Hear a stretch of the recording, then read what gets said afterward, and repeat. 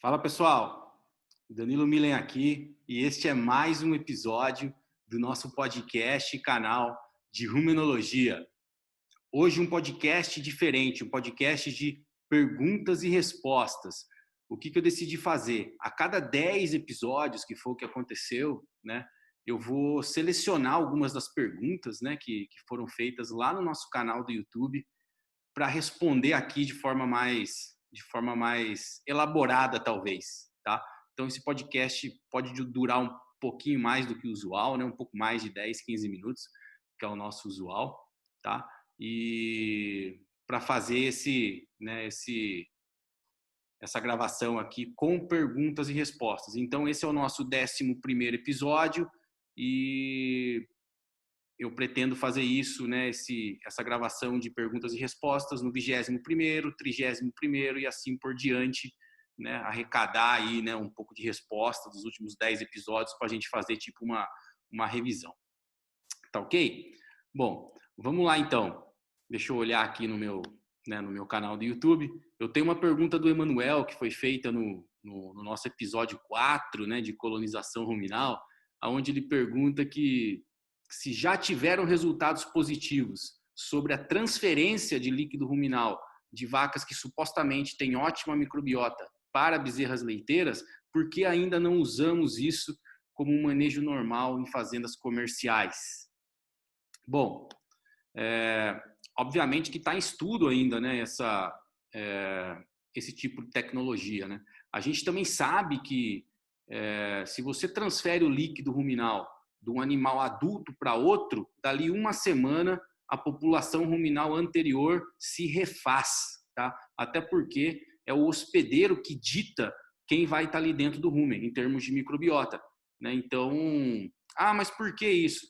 É muito simples. Porque o hospedeiro, as glândulas salivares não produzem a mesma quantidade, isso varia de indivíduo para indivíduo, em termos de produção de saliva. Cada um tem um oro de um tamanho, apesar de falar em orifício reticulonasal médio, 1,18 milímetros. Cada animal isso varia, né? Tem uma faixa de variação, tem um pouco maior, tem um pouco menor, ou seja, influencia totalmente nas taxas de degradação e passagem, em termos de cinética ruminal.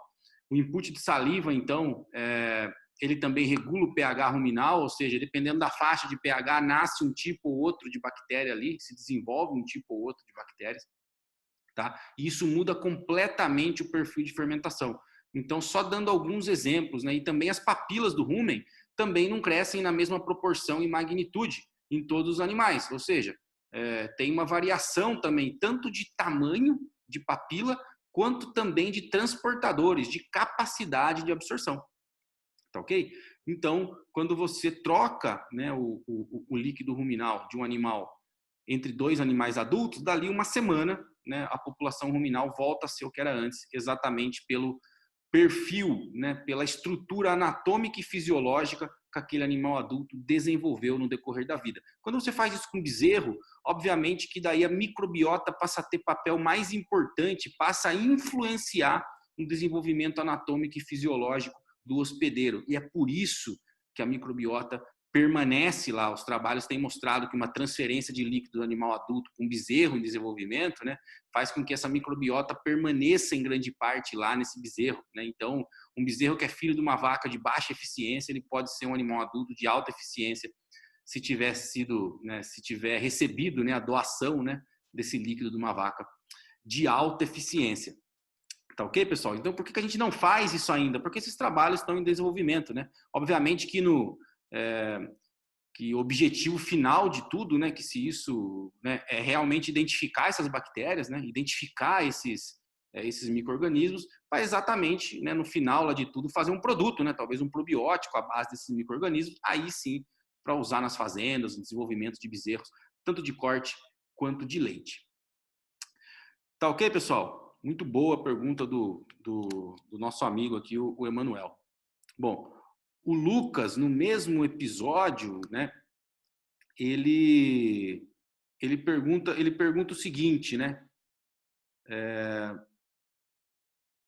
Deixa eu achar aqui a pergunta do Lucas. Ele fez duas perguntas aqui, o Lucas, na verdade, né?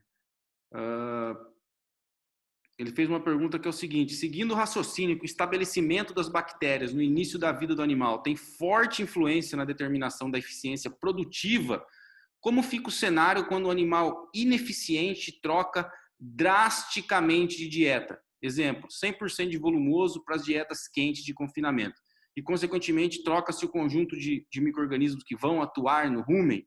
Essa modificação carrega a mesma eficiência ou é passível de manipulação? Bom, o animal adulto, né? O animal adulto, como a gente já conversou, obviamente que quando ele transiciona, tem que ficar claro isso, né? Quando você troca a dieta, uma coisa a gente falou na primeira pergunta de trocar conteúdo ruminal, né? Os animais estão lá na mesma dieta ou até em dietas diferentes, você inverte, né? Troca totalmente o conteúdo. Aqui a gente está falando do mesmo animal quando a gente troca a dieta dele, não o conteúdo, ou seja, ele sai do pasto e vem para o confinamento. Obviamente que tem troca de microbiota, tá? Então, obviamente que aquele animal que ele está no pasto, ele tem uma flora mais SC, ou seja, uma flora mais fermentadora de carboidratos estruturais, tá ok? E aquele animal que passa por confinamento, então, ele tem uma mudança dessa flora, porque ele come menos pasto ou menos forragem e passa a consumir mais ingredientes concentrados, ou seja, ele muda para uma flora NSC, ou seja, fermentadora de carboidratos não estruturais, tá ok? Obviamente que tem essa mudança, né? Mas em cima da pergunta do Lucas, né, se animais ineficientes fazem bem essa transição, eles fazem a transição. Só que o que pode acontecer nos animais chamados ineficientes? Eles podem ter um desenvolvimento de papila menor, eles podem ter uma capacidade menor de absorver esses ácidos graxos de cadeia curta, ou seja, eles mudam de população, mas quando essa população faz ácido, esse animal é menos capaz de absorver esses ácidos e acidifica mais rápido o rumen, e aí liga mecanismo de quimiorreceptor, toda essa regulação aí do animal que faz com que o animal reduza consumo e aí os índices produtivos caiam. Tá ok, pessoal? Então assim, uma coisa é um animal que transiciona de uma dieta para outra. Lógico que muda a microbiota. Se vai ser eficiente ou não, aí já é outra história, depende da estrutura anatômica e fisiológica de cada animal, que é a mesma que vai fazer com que a microbiota anterior retorne, né, se refaça quando a gente faz transferência de líquidos entre dois animais. Tá ok?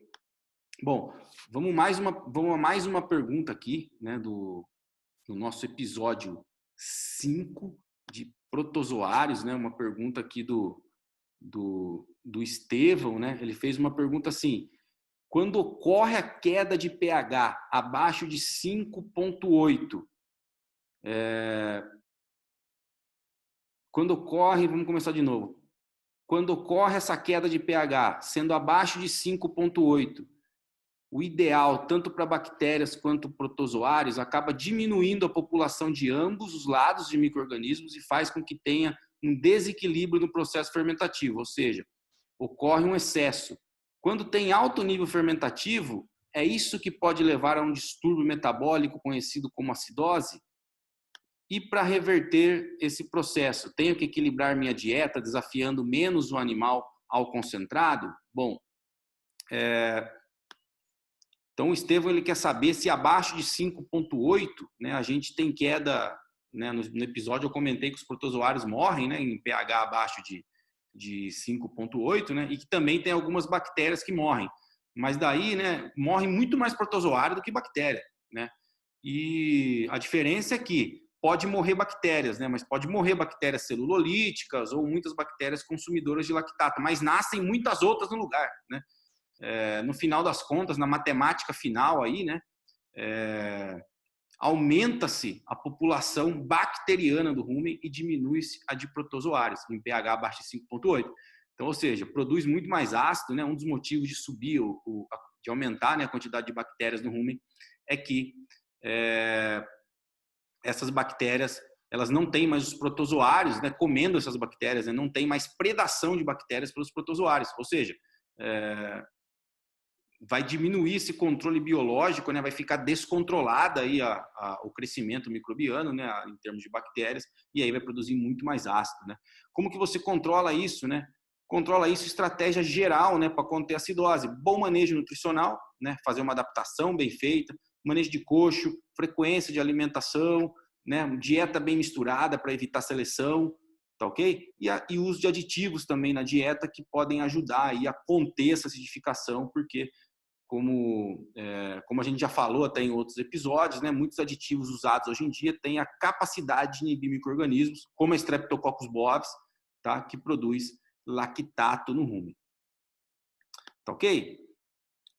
Bom, aqui nesse mesmo episódio, né, a gente tem um comentário, na verdade, do meu xará aqui, Danilo, né? Ele fala assim: eu acreditava até hoje que quanto mais bactérias no rumen, maior seria a disponibilidade de aminoácidos no final do processo digestório, assim como uma maior produção de tecido muscular. Bom, muito legal essa observação, né? Obviamente que quanto mais fermentação tiver, mais multiplicação de bactérias, o que redunda em maior presença de proteína microbiana, tá certo? Mas o que ocorre é que, obviamente, essa proteína microbiana vai ser depositada lá, né? Pode ser utilizada para síntese muscular, né? Mas também o excesso de proteína microbiana, né, não quer dizer que esse excesso vai ser prejudicial ao animal. Mas se você produzir muita bactéria dentro do rumen, quer dizer também que está tendo muita fermentação. E muita fermentação dá a entender que está produzindo muito ácido, e se esse ácido não for tirado lá dentro do rumen, pode sim causar quadros de acidose. Então, estratégias nutricionais em que você quer maximizar a produção de proteína microbiana, passa-se pelo controle de fermentação. Não pode ter uma multiplicação bacteriana desenfreada, porque senão também produz muito ácido e aí o pH ruminal cai, né, e acaba prejudicando o animal, pois, né, você vai ter quadro de acidose. O que adianta você dar muita proteína microbiana para síntese muscular se você formatar o animal de acidose, tá certo? Então, é tudo uma questão de equilíbrio, mas ótima observação aí do xará e do Danilo. Bom, no episódio 7, que é o nosso episódio de cinética ruminal, né? O Henrique fez uma pergunta, né? Que eu acho que pode ter sido a dúvida, né, de muitas pessoas, né? Ele disse assim: pela sua explicação, um animal num confinamento, comendo uma dieta de 60% de concentrado e 40% de volumoso, tem uma taxa de passagem maior que esse mesmo animal no confinamento comendo 20% de volumoso e 80% de concentrado? Exatamente. Tá? Então, é o volumoso, como eu disse nesse episódio, que é o motor do rumen. Então, quanto mais volumoso tiver na dieta, maior é o volume ruminal, maior é a taxa de passagem e, obviamente, os nutrientes que têm tamanho para passar vão ficar menos tempo retidos no rumen, ou seja, vão ter uma taxa de degradação menor. Tá ok? Eu também comentei nesse episódio que é o seguinte, né? Toda vez que você tira o volumoso da dieta, então você tem uma diminuição da taxa de passagem, os alimentos, os nutrientes ficam mais tempo dentro do rumen e você acaba aumentando a taxa de degradação. Se esse aumento da taxa de degradação for muito grande, né, e o milho estiver muito bem processado, né, tiver um milho fino, um milho úmido, você pode processar menos esse milho, entregar o milho com uma partícula maior, exatamente porque ele vai ficar mais tempo ali dentro do rumen, ou seja, ele vai ter oportunidade de ser degradado, mas numa taxa de fermentação mais lenta, preservando assim o pH do rumen. Ok, pessoal? No nosso episódio 8, que a gente falou de ureia, né? O episódio de ureia foi bem assistido, né? O pessoal teve muita dúvida aí no episódio de ureia, né? O Alexander Jimenez fez uma pergunta que foi muito legal, né? Ele disse o seguinte, né? Suas explicações me fizeram pensar se por esses mesmos motivos a utilização de ureia de liberação lenta funciona tão bem em suplementos em pasto. Considerando o raciocínio, elas aumentariam a eficiência de utilização da amônia e evitariam perdas. Custo ureia. Isso procede? Bom, é o seguinte, né? Eu até respondi, né, para ele aqui, né? A ureia protegida, ela tem vantagens, obviamente, né, principalmente para animais em pasto, né?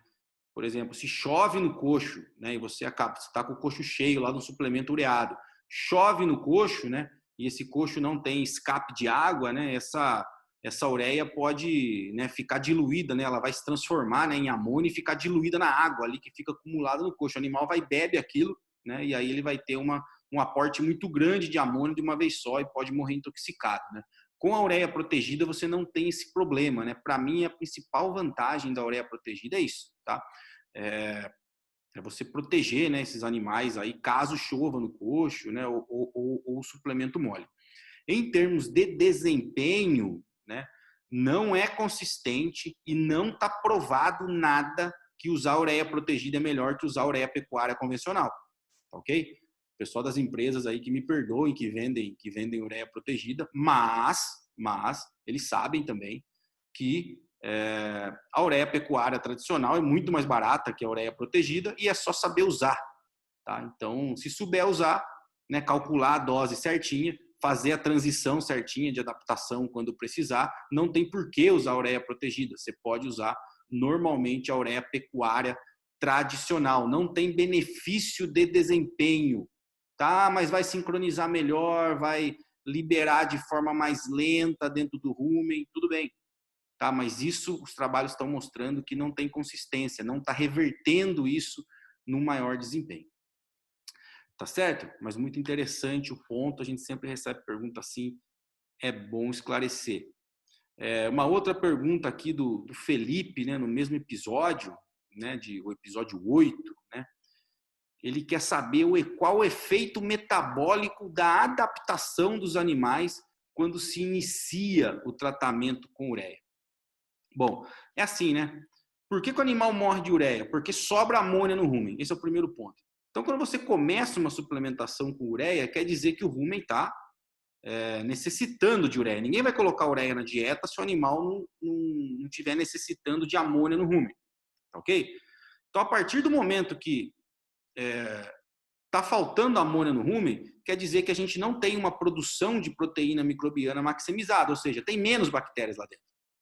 Então, ou seja, você parte de uma... Quando você inicia o tratamento com ureia, né, ou a inclusão de ureia na dieta, você parte do pressuposto que a população de micro-organismos é menor. Então, ou seja, o problema é o seguinte, se você der muita ureia sem adaptar, o que vai acontecer?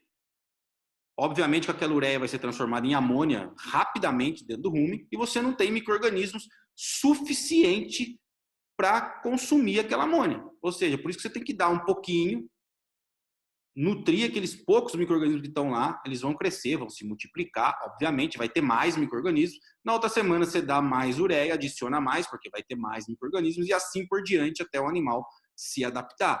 O problema é acumular amônia, o gatilho principal é acumular amônia dentro do rumen. O excesso de amônia faz com que o pH suba, a permeabilidade do epitélio ruminal aumenta, vai mais amônia para o fígado não dá conta de reciclar toda essa amônia, né? E aí sim causa todo o problema de alcalose aí, né? E morte por intoxicação, por ureia. Tá certo? Então o gatilho é o excesso de amônia no fluido ruminal. Tanto que animal confinado, por exemplo, a gente pode dar mais ureia. A gente pode se dar o luxo de dar mais ureia para o animal confinado. Por quê? Porque o animal confinado tradicionalmente tem população de bactérias 8 a 10 vezes maior do que o animal em pasto, ou seja, tem muita bactéria lá dentro para consumir amônia, ou seja, não sobra amônia no rumen, tá? Como a gente falou muito bem nesse episódio. Então, essa transição na adaptação, né, é em termos de adaptação de microbiota, ou seja, precisa aumentar o número de micro-organismos lá gradativamente para aumentar o número, vamos dizer assim, de bocas, né, de bactérias que vão consumir essa amônia exatamente para não sobrar dentro do rumen. Tá ok, pessoal? Então esse foi o nosso episódio de perguntas e respostas. Espero que vocês tenham gostado, tá? Se vocês gostaram, segue a gente no YouTube, né, no nosso canal do YouTube de Rumenologia. Segue a gente lá no Spotify, também no nosso canal de Rumenologia. Se você quiser também, a gente tem um Instagram, @DaniloMilen, vocês podem me seguir lá. Conta para os seus amigos sobre o canal, indica para os seus professores, para os seus colegas de trabalho. Vamos atrair as pessoas que são apaixonadas pelo rumen para a gente divulgar, né, e fomentar cada vez mais a nossa pecuária nacional. Um abraço.